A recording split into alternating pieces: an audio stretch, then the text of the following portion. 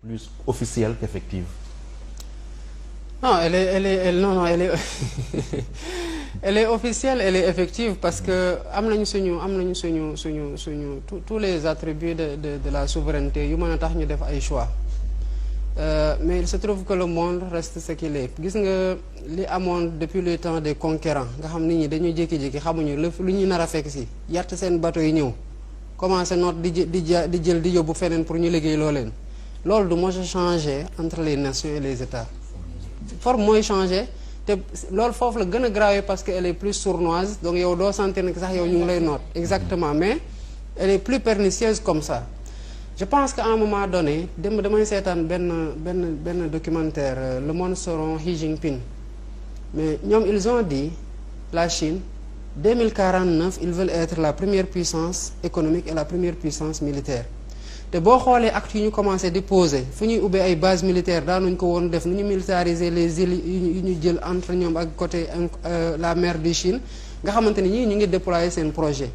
Je pense que amoon nañu fi benn occasion quand même c'était les assises nationales boo xam ne dañu jëloon Sénégal teg ko ci digg table bi waxtaanee Sénégal kese mais xëy na loolu c'était les pans du développement xam nga tey nos états lu leen xaw a tardel lu bëri c'est que dafa am benn étape bu ñu sauté. Bon, actuellement dañuy topp le niveau des autres états ñoom taux de croissance point ci taux de croissance taux de chômage courbe de chômage lañ nekk di wax on a dans ces états là aujourd'hui des gestionnaires mais li fondé la grandeur de ces états là c'était des visionnaires ñun dafa mel ni nag dañu bëgg a tëbb cette phase là où nos pays doivent être portés par des visionnaires qui indiquent la voie et qui contraignent le peuple à marcher dans cette voie là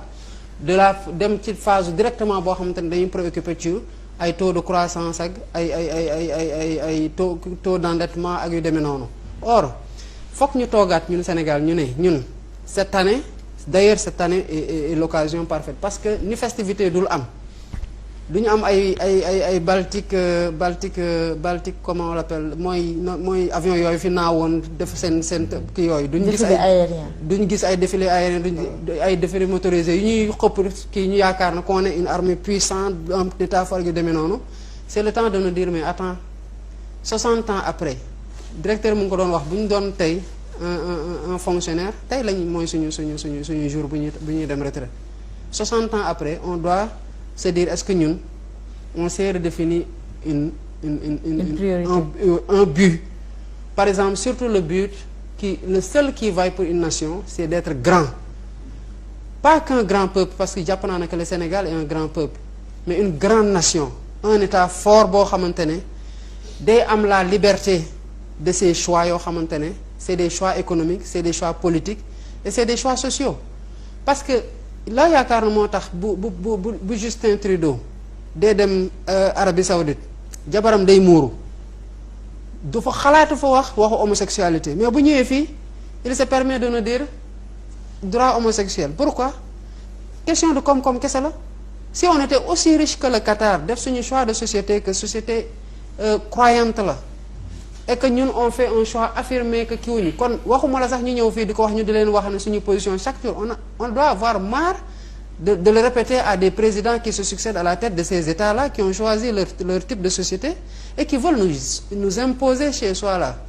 te dara di yooyu ko lu dul xam nañ ñu yaakaar nañ ci ñoom ñu aide bilatérale ak coopération bilatérale mais bu ñu amoon suñu kiiwu bopp suñu indépendance bopp te loolu aussi mooy laal souveraineté man jàpp naa ne tey bu fekkoon ne ñun les rôles se sont inversés ñu problème di leen sonalee ni mu leen grippe di sonalee fii ñu découvrir fi vaccin bi amul sax lijjanti ci ñoom lañu koy tester par force parce que boobaa dañu leen di jaay suñu doole et c'est comme ça qu'on doit se dire d'ici 200 300 d'ici un siècle comment seront les rapports entre les États qui sont de plus en plus cyniques quoi ils sont de plus en plus cyniques